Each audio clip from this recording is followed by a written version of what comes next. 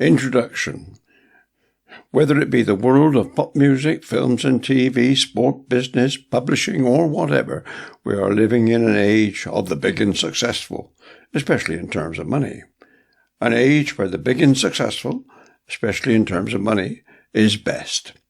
Coupled with all that, these are the days of the cult of the personality, the self, the name, the image, the superstar.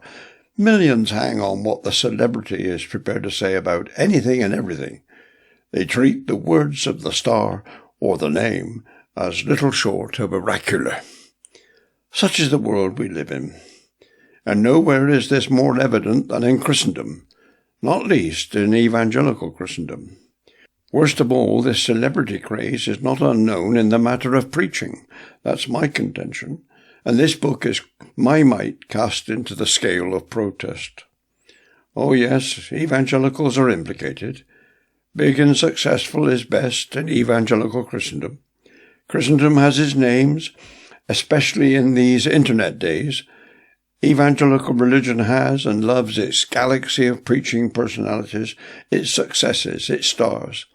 What is more, in Christendom, big and successful spells right, beyond question. Pagans know the principle and exploit it. I think it was the Daily Mirror which at one time carried the screamer, 4 million readers can't be wrong.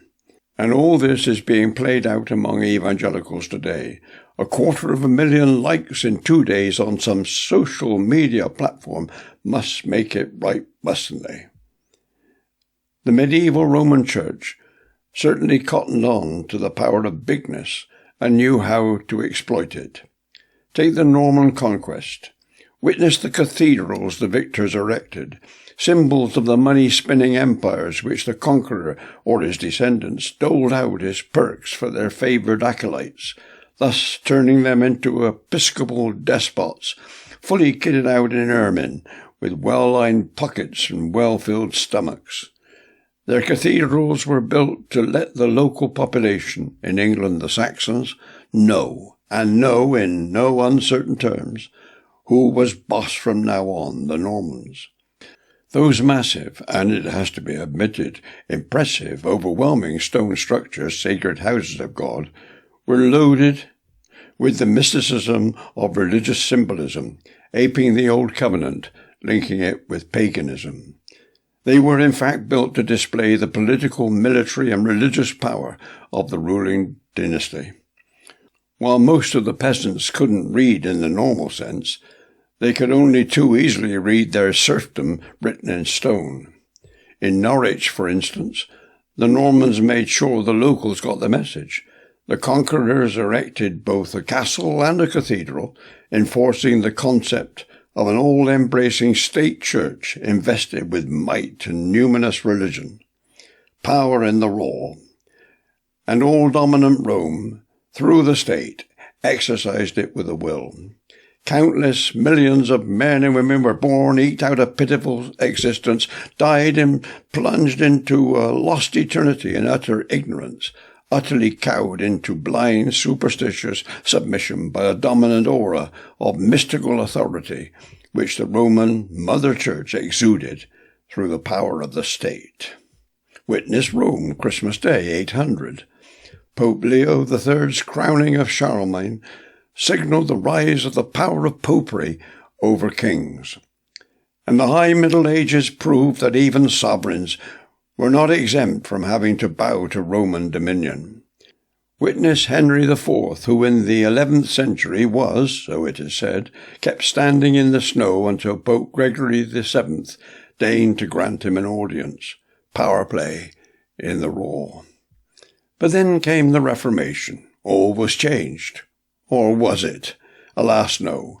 Sadly, the idolatry of bigness, triumph, and success didn't die out with the Reformation, far from it. Oh, the magisterial reformers certainly got rid of the pantomime of the Roman emphasis on altar spectacle for the masses, performed by priests, yes, but only at the expense of replacing the Roman charade with the Reformed emphasis on the necessity of the masses listening to the pulpit orations of their preaching giants. It was a case of unending repeated performance, both before and after the Reformation. The acts had changed, the players had to some extent changed, but not the fundamental concept, namely performance presenting a display of power.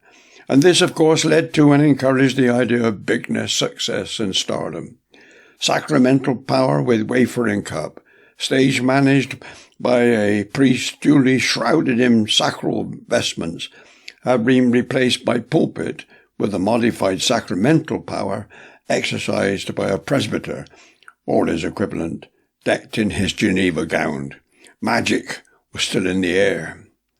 This past 150 years, culminating the evangelical world of today, that is the dominance of mass media, the rise of the all-conquering power of the instant communication internet, social media, the endless round of big-name conferences with global corporations pushing the latest books of their proteges, have brought us firmly into the age of the evangelical superstar, the pastoral prince presiding as monarch over his mega-church and mega-congregation, taking on from where the Victorians left off, the nonconformists with their Gothic buildings designed to trump their religious competitors in the state church.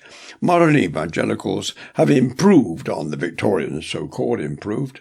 Many devotees love their big oratoria, duly furnished to let the iconic preacher make his enchanting and crowning appearance on the stage, backed by all the paraphernalia needed by the exponents of the latest electronic musical so-called worship.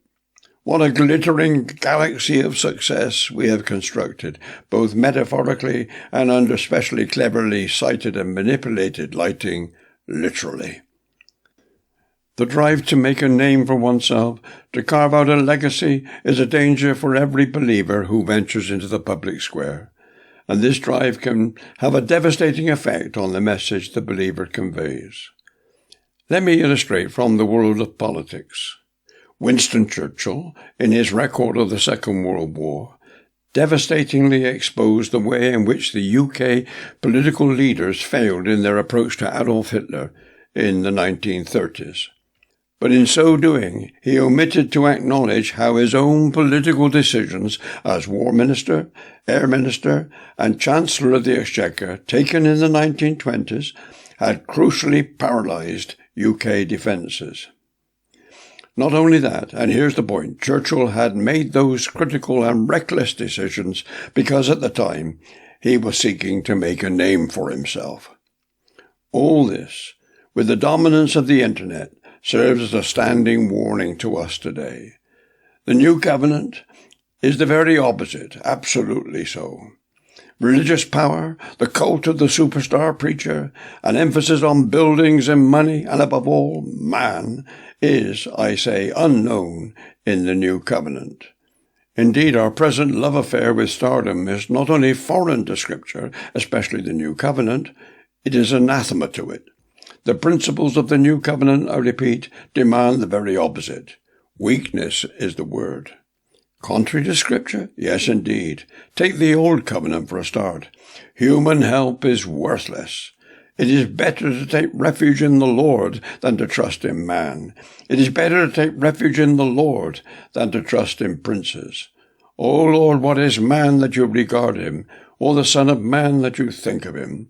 Man is like a breath. His days are like a passing shadow. Put not your trust in princes, in a son of man, in whom there is no salvation. When his breath departs, he returns to the earth. On that very day his plans perish.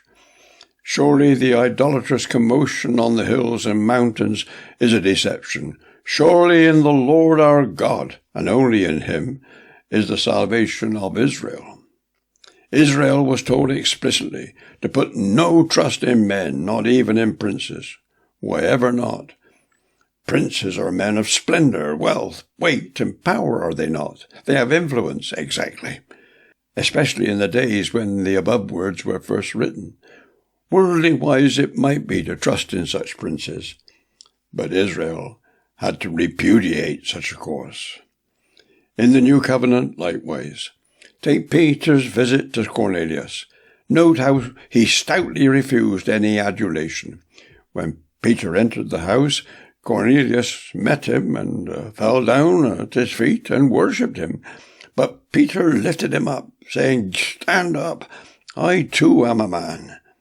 In short, in spiritual matters, believers must place no trust in princes, especially not in evangelical princes of the church. As I say, trust and confidence in men, elevation of men, is utterly contrary to the new covenant. But it is far from unknown.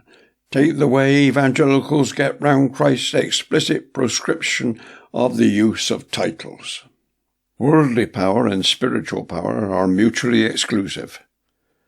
The first believers knew this, but they quickly forgot it and aped the pagans. Take the believers at Corinth. Look how Paul had to take them to task for elevating men, and he did it at great length, so important was the issue. Pagan Rome at the time was making gods of their emperors. It would have been anathema for the believers to take any step towards treating their, to allow the term, pastors in such a way, if they remained loyal to the law of Christ, that is. In the very early days, the first believers did keep Christ's law, and as an integral part of this, it meant that they had no hankering for greatness. Take their assemblies. In the early days of the New Covenant, once they were scattered from Jerusalem, believers were few in number, and unlike Jews, Greeks and Romans, and having no desire for sacred space, they had no thought of having buildings of their own. They met in domestic houses, and when persecution broke out, they simply went further underground. Christendom quickly reversed all that, and with a vengeance. The bigwigs erected buildings ever increasing in size and height, creating massive and impressive sacred space.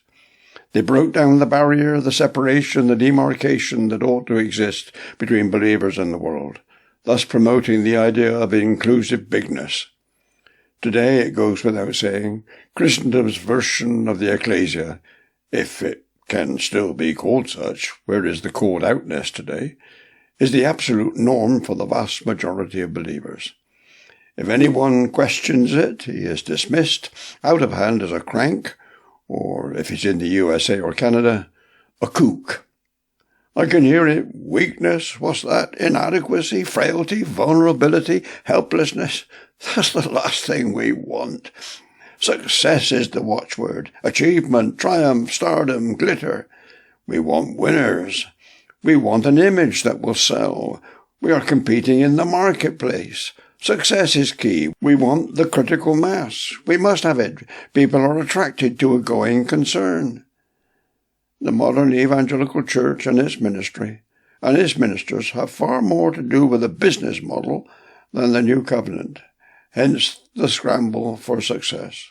So much so we need to give Paul a facelift, a makeover for the 21st century. We need to add an appendix to 1 Timothy 3, for instance. Elders and deacons are all very well, of course. Indeed, they are essential.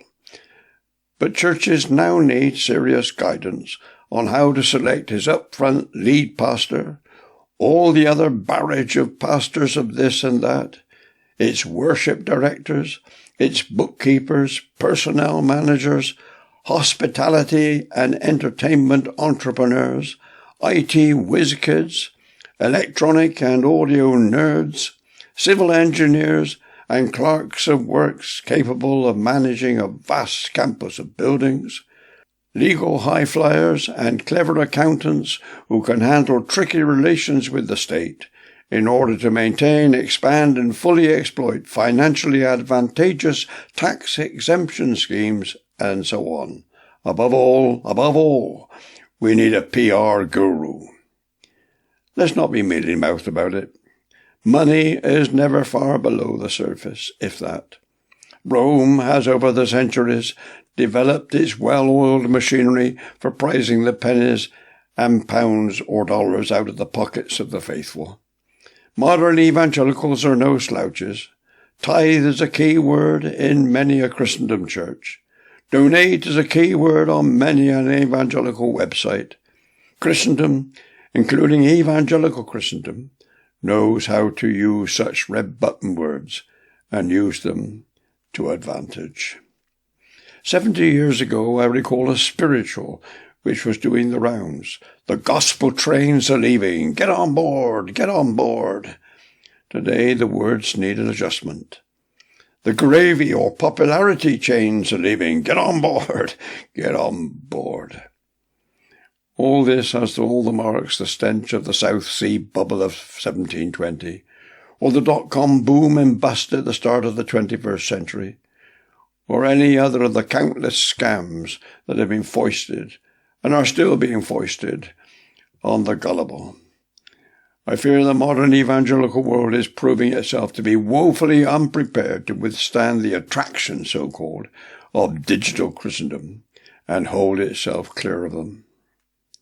Let's page back. It didn't take Satan long. The sun had hardly set on the day of Pentecost when the archenemy began his work of spoiling the ecclesia, ruining the gospel, and above all robbing Christ of his glory. He became especially active when Gentiles were being converted. Take the ecclesia in Galatia. Paul was deeply shocked that the believers in Galatia had listened to the false teachers who had sneaked in among them, and as a result were deserting Christ and the gospel. Take the ecclesia in Corinth, to which I have already referred.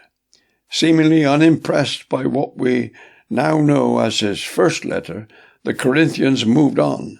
Things got so bad there that Paul had to write his second letter to the believers, almost all of which was taken up with warning them about the so-called self-styled super-apostles, the names or celebs of the day, who were lording it over them.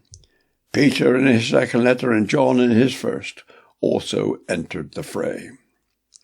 And when, in particular, in the 2nd to 4th centuries, the fathers got to work and joined hands and hearts with the Roman emperors Constantine and Theodosius in setting up Christendom, the gospel was dragged down into very murky pagan depths. The biblical separation between believers and pagans, one of the essential marks of the ecclesia, the called-out ones, had been eliminated by the all-inclusive Christendom Church. And as the Christendom Church, especially its clergy, became increasingly bloated, the priesthood of all believers was allowed, encouraged to wither into virtual oblivion. And the principle of weakness went to the wall. The ecclesia has never recovered, no. As I've indicated, not even the magisterial men, the household names of the Reformation, were able to get back to the original pattern. And in the closing quarter of the 20th century and the start of the next, with its devotion to seeker-friendly or inclusive at all costs churches, catering for the unchurched, the not yet converted, the evangelical aping of business models, the evangelical consultation of pagans and use of pagan methods, along with relationship evangelism governing wholesale re-engineering of the ecclesia, things have plunged even further. And with the advent and mushrooming of the internet and social media, and so on. Alas, all this means that weakness never gets a look in. It has gone to the wall. Well, that's what this book is about. Briefly, this is how I intend to set about what I feel moved to say. Although it will give the entirely misleading impression that I think that the New Covenant knows nothing of power, I intend to concentrate on weakness. The New Covenant is full of power, the power of the Spirit no less, and that needs proper emphasis. Evangelicals, particularly the Reformed, have reacted so badly against the charismatic movement that they have lost much of the sense of the Spirit, with many preferring to stumble on in their dry, powerless, boring traditional routine. In other works I have raised this phenomenon, but in this book I confine myself to the topic of weakness. This must not, however, be taken to mean that I think we evangelicals can remain satisfied with our present low and carnal condition.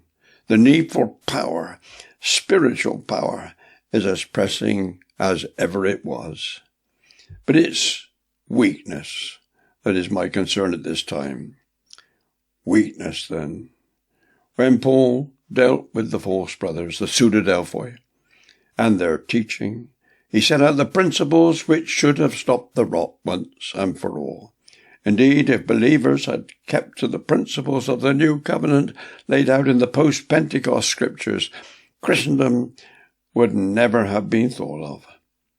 And when I talk of Paul's rebuttal of the pseudo-Delphoi, I am not confining this to the doctrine of the believer and the law, though that's never far below the surface. It is the apostles' argument that weakness is a vital part of the new covenant, which concerns me in this present work. Lawmen and their teaching can do nothing but encourage boasting, and it surely goes without saying that those who adopt pagan principles must encourage pagan boasting and a pagan love of profit, despite Paul being adamant that boasting has no place in the new covenant. Alas, even in his own day, Paul himself was increasingly sidelined, and this inevitably meant, chicken and egg, that his teaching was also pushed aside, even turned on its head. The cult of man was not long in coming. John had to write about it, and he did not fear putting a name in the frame. Diotrephes, who likes to put himself first, does not acknowledge our authority. So if I come, I will bring up what he's doing, talking wicked nonsense against us. And not content with that, he refuses to welcome the brothers, and also stops those who want to, and puts them out of the church. Diotrephes, alas, has sired many sons. The consequences of all this have been horrendous. They still are.